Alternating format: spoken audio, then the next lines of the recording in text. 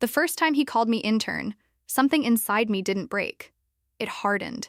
It happened in a boardroom that smelled like polished wood and overpriced cologne. His voice slid across the table like something greasy, something that didn't belong in a place that was supposed to mean legacy and hard work. "Bring the coffee, intern," he said without even looking at me, like I was part of the furniture instead of a human being standing 3 feet away from him. I remember gripping the cup just a little tighter than necessary, feeling the heat seep into my fingers while I forced my face to stay neutral.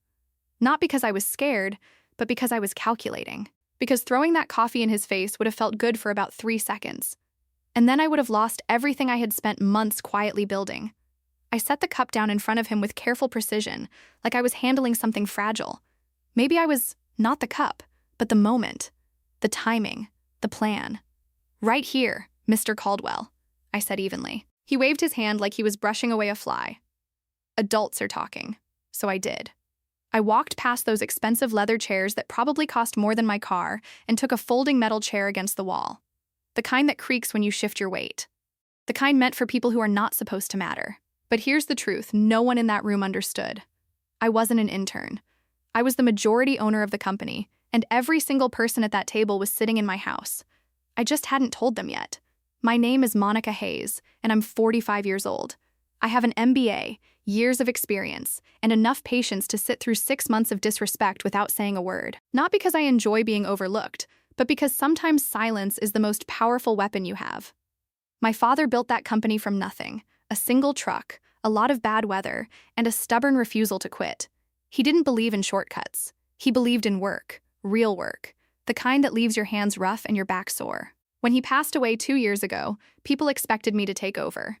They also expected me to fail. Instead, I stepped back, took a low-level administrative role, let them think I didn't have the stomach for leadership, and then I watched. I watched Nathan Caldwell, the man my father had trusted, slowly turn the company into his personal playground. Golf trips labeled as strategy meetings, fake consulting firms, money disappearing into places no one bothered to question because questioning him meant risking your own piece of the pie.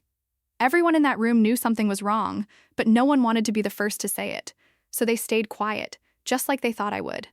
That meeting dragged on like most of them did. Nathan leaning back in his chair, talking about vision while the numbers on the screen bled red. Other board members nodding along like trained animals, agreeing to things they didn't fully understand because it was easier than pushing back. I sat in the corner, writing in a notebook that wasn't for meeting notes. It was evidence. Every dollar misused, every shady contract, every decision that chipped away at what my father built. When the vote came to approve executive bonuses, not a single hand hesitated. They all went up, quick and eager, like they were afraid the money might disappear if they didn't grab it fast enough. That was the moment I knew not one of them was going to stop him, so I would. What Nathan didn't know was that my father had never trusted the system completely. Before he died, he made sure the company couldn't be stolen the way Nathan was trying to steal it. 51% of the company was hidden behind a holding structure no one paid attention to, and I controlled it. But I couldn't just walk in and claim it, not yet. If Ethan would drag everything into court, bury them into Gahoot, bury the truth in paperwork, and bleed the company dry while everyone argued over technicalities. No, I needed him to go too far. I needed him to hang himself with his own decisions, so I waited, and I gathered everything. At night, the office felt different, quiet, honest, no fake conversations or forced laughter. Just the hum of machines and the truth hiding inside servers and documents. That's where I did my real work, digging through files, tracking payments, connecting dots that no one else bothered to connect. It wasn't hard. Nathan wasn't careful. He didn't think he had to be. People like him never do. I found payments to companies that didn't exist anywhere except on paper, travel expenses that had nothing to do with business, contracts designed to benefit him personally while weakening the company. And then I found the email, the one that changed everything. He was planning to sell the entire fleet. Not for growth, not for strategy, for cash, quick cash. The kind you take right before you walk away and leave everyone else to deal with the consequences. Hundreds of drivers would lose their jobs. The company would become a shell, and he would walk away richer than ever. That was his endgame. That was his mistake. From that moment on, I started shifting shares, quietly, carefully, breaking them into smaller pieces so it didn't trigger attention, creating entities that looked unrelated on paper but all led back to me. It was like building a puzzle no one else could see. By the time anyone noticed, it would already be complete. I needed control, not just technically, but visibly, undeniable control, and I needed the timing to be perfect. The night before the final meeting, I sat in my living room with stacks of documents spread out in front of me. Evidence, contracts, ownership records, everything I needed to end it.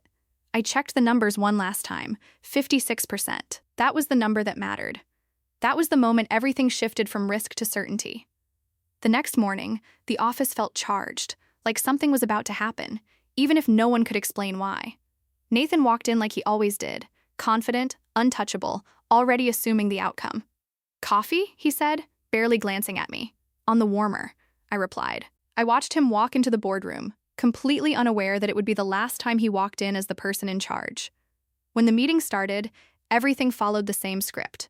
He stood at the head of the table, presenting his plan to sell the fleet, calling it innovation, calling it strategy. People nodded. They always nodded, until I spoke. "Point of order," I said. The room froze. Every head turned toward me like they were seeing me for the first time. Nathan laughed, confused at first, then irritated. "You don't have a point of order," he said. "You bring coffee." I stepped forward holding the folder, and I slid a document across the table. "You might want to read that." I watched his face change as he read it. Confusion, disbelief, then fear. Because for the first time, he realized he didn't understand the situation he was in. That document represented majority control, and it had my name behind it. Not publicly, not loudly, but legally, completely. "You're looking at the majority shareholder," I said calmly. The silence that followed was heavier than anything I had ever felt. Everything after that moved quickly. I invoked the clause that allowed me to take control of the meeting. I presented the evidence, every fraudulent payment, every misuse of company funds, every decision that damaged the company for personal gain. And then I gave them a choice. Stand with him and go down with him, or stand with me and survive. One by one, they chose survival. Of course they did. The vote to remove him was unanimous. Even the people who had supported him the longest raised their hands, because loyalty disappears the moment consequences show up. Nathan stood there, trying to argue, trying to regain control, but it was over, completely over. When security walked him out, he looked smaller, not physically, something else. Like the illusion had finally cracked. Like he realized too late that the person he ignored the most was the one who had been watching everything. After he was gone, the room felt different, quieter, real. For the first time in years, it felt the company belonged to the people who actually cared about it. 3 months later, things weren't perfect, but they were real. We fixed what was broken. We cut what didn't make sense. We invested in the people who kept the company running, not the ones draining it. And slowly, things started to improve.